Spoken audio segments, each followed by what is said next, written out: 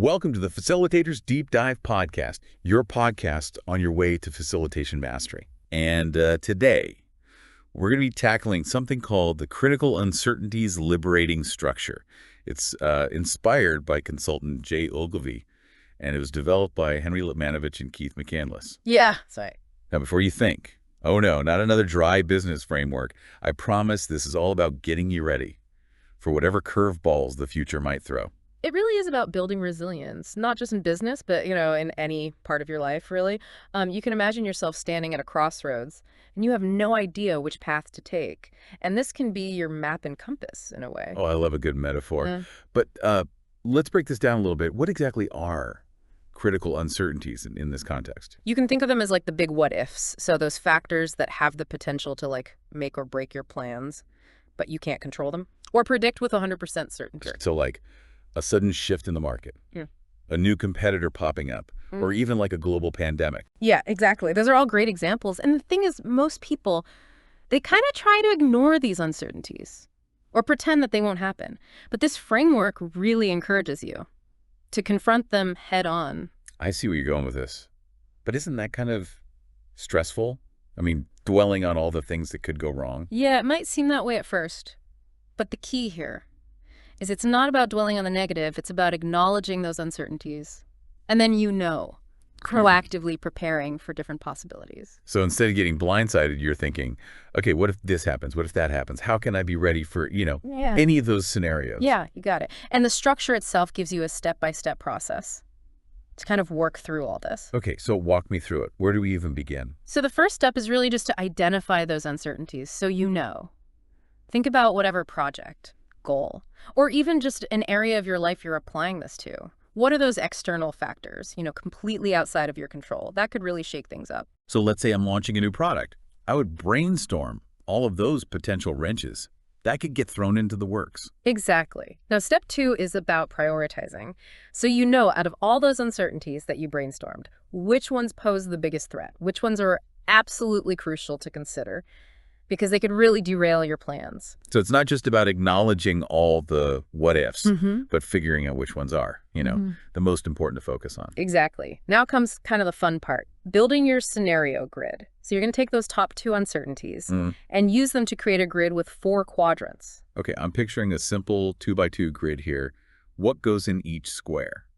So each quadrant represents a different combination of those uncertainties. So let's say your top 2 uncertainties for your new product, or, competitor releases similar product, and major economic downturn. Got it. So one quadrant would be competitor releases a similar product, and there's an economic downturn. Another would be competitor releases a similar product, but the economy is booming, and so on. You got it. You're essentially creating a visual map of 4 very different potential futures.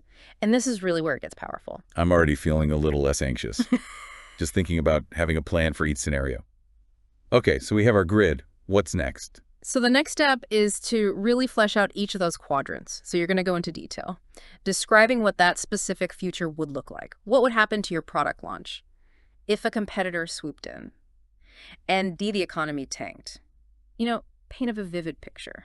So I'm essentially writing 4 very different stories about the future of my product, each based on a different combination of those critical uncertainties. That's a great way to put it. And once you have those scenarios kind of fleshed out, you move on to step 5, which is brainstorming strategies for each one. All right, so if I'm facing a competitor, ND, a struggling economy, what are my options? What moves can I make?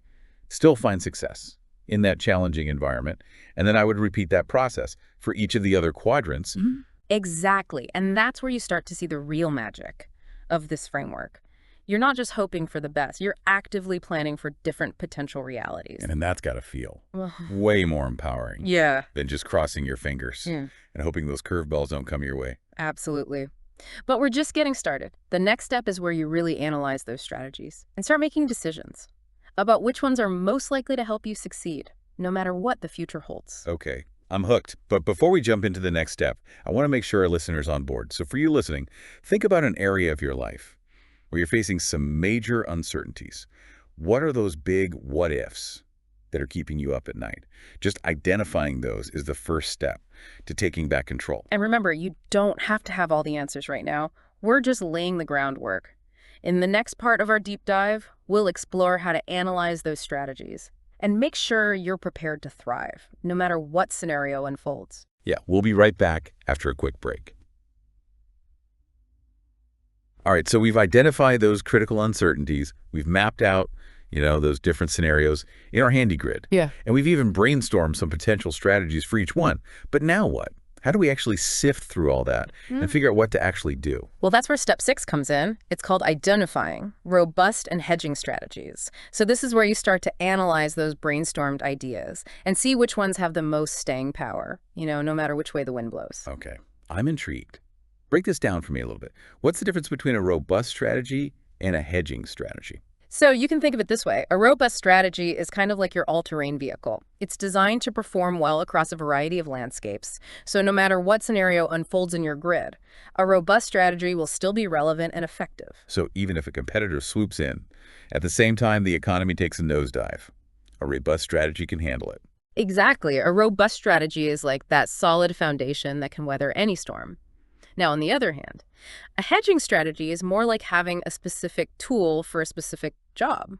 It's designed to address a particular uncertainty or scenario.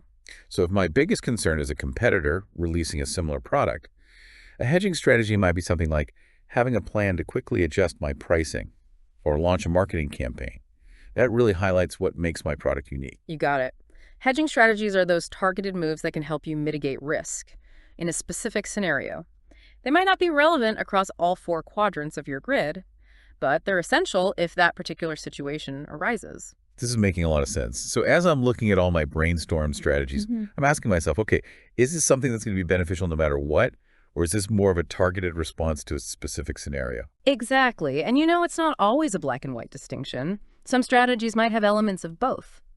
But the key is to really start thinking about which actions you can take that are going to give you the most flexibility and resilience, regardless of what the future throws your way. Yeah, I'm starting to see how this whole critical uncertainties thing isn't just about predicting the future. It's about giving yourself options. You're not putting all your eggs in one basket. You're creating a toolbox full of different strategies that you can adapt and apply as needed. Yeah, that's a great way to put it. You're essentially designing a choose-your-own adventure for your future. And the best part is, this process doesn't end with just coming up with the strategies. There's a crucial step that often gets overlooked, which is step 7, debriefing and reflection. Okay, this sounds important. What does that involve? This is where you take a step back and you really analyze what you've learned throughout the whole process. What were the biggest aha moments for you? What surprised you? Did any of your assumptions get challenged? So it's not just about coming up with a plan, but also about learning and growing. From the experience of thinking through these different scenarios. Exactly. It's about becoming more aware of your own biases and blind spots. And here's where it gets really interesting for me. This debriefing process is often where the most innovative ideas emerge. Yeah, I can see that. When you're forced to step outside of your comfort zone and consider all these different possibilities, it can really spark some serious creativity. Absolutely. It's like shaking up a snow globe. Yeah. All those assumptions. And preconceived notions get jostled around, and new patterns and connections start to emerge. Okay, so we've identified our uncertainties, we mapped out our scenarios, we've brainstormed strategies, analyzed them, and we've debriefed on what we've learned. What's the final step in this whole critical uncertainties journey? It all comes down to action. So you're going to take all those insights, all those carefully crafted strategies, and you put them into practice. So this might involve adjusting your current plans, developing new initiatives, or even just shifting your mindset to be more adaptable and open to change. So it's not just a thought exercise. It's about taking those ideas and turning them into concrete steps. That'll help you navigate whatever the future brings. Precisely. And that's really where the real power of this framework lies. It's not about trying to predict the future with 100% accuracy, but about developing the resilience to thrive in the face of uncertainty. It's about embracing the unknown and seeing it not as a threat, but as an opportunity for growth and innovation. As you're talking, I'm realizing that this whole critical uncertainties thing isn't just a tool for businesses or for big projects. It's something that anyone can apply to any area of their life. Absolutely. Think about your personal goals, your relationships, your career path. All of those are influenced by factors outside of your control. So let's say I'm thinking about making a big career change. I could use this framework to identify those critical uncertainties.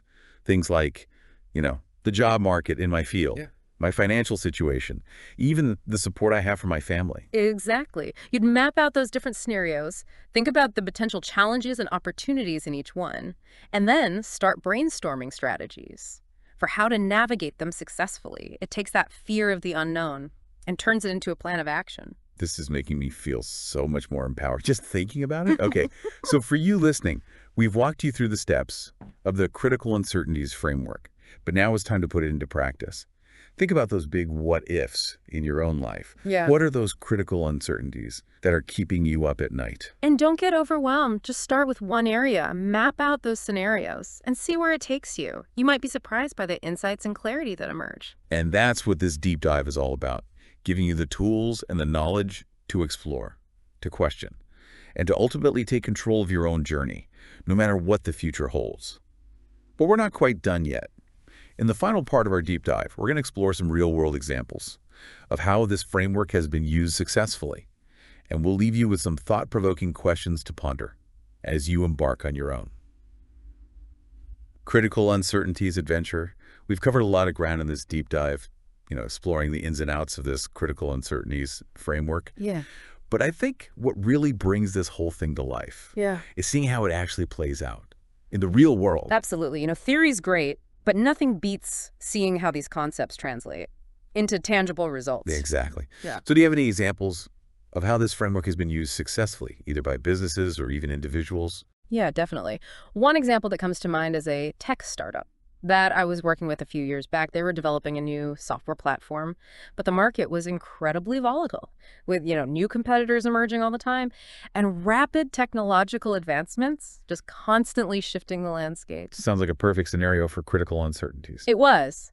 They decided to use the framework to guide their strategic planning process, and they identified their top two uncertainties as the pace of technological change and then also the level of competition they'd face. So their grid would look something like rapid technological advancements, Yeah. intense competition, slow technological advancements, but still lots of competitors, Yeah. and so on. Exactly. And by mapping out those different scenarios, they were able to anticipate potential challenges and opportunities that they hadn't even considered before. So, for example, in the scenario where technology was advancing rapidly and they were facing, fierce competition, they realized they needed to be much more agile and adaptable in their development process. So instead of getting bogged down Yeah. in like a rigid long-term plan, they focused on building a platform Yeah. that could be easily updated and iterated on as the market evolved. Precisely. And that strategic shift ended up being crucial to their success. They were able to stay ahead of the curve and respond quickly to new developments, even as competitors struggled to keep up. That's a great example of how thinking through those different scenarios can lead to more, innovative and resilient strategies. But this framework isn't just for businesses, right? You mentioned earlier that individuals could use it too. Oh, absolutely. I've personally used this framework to make some pretty big life decisions. A few years ago, I was at a crossroads in my career. I had the option to stay in my comfortable, stable job or take a risk and launch my own consulting business. Oh, wow. That sounds like a tough choice. How did critical uncertainties help you navigate that? Well, it forced me to confront those big what-ifs that were keeping me up at night. Like, what if my business failed? What if I couldn't find enough clients? What if I ended up regretting leaving my secure job? Yeah, those are some pretty daunting uncertainties. How did you work through all of that? Well, I used the framework to map out those different scenarios. I imagined what my life would look like if I stayed in my job versus if I took the leap and started my own business. And for each scenario, I considered both the potential challenges and the potential rewards. So you were essentially weighing the pros and cons of each path, but through the lens of these different potential futures. Exactly. And that process really helped me clarify my priorities and identify what was truly important to me. It also allowed me to brainstorm strategies for mitigating the risks associated with each path. So, for example, if I decided to start my own business, I knew I needed to build a strong network, develop a solid marketing plan, and have enough financial cushion to weather any initial setbacks. So it wasn't just about making a decision, it was about creating a plan for success, no matter which path you chose. Exactly. And ultimately, that process gave me the confidence to take the leap and start my own business. And you know what? Even though there have been challenges along the way, I've never regretted that decision. That's an inspiring example of how critical uncertainties can empower you to make bold decisions and embrace new opportunities, even in the face of uncertainty. And that's really the key takeaway here. This framework isn't about eliminating uncertainty.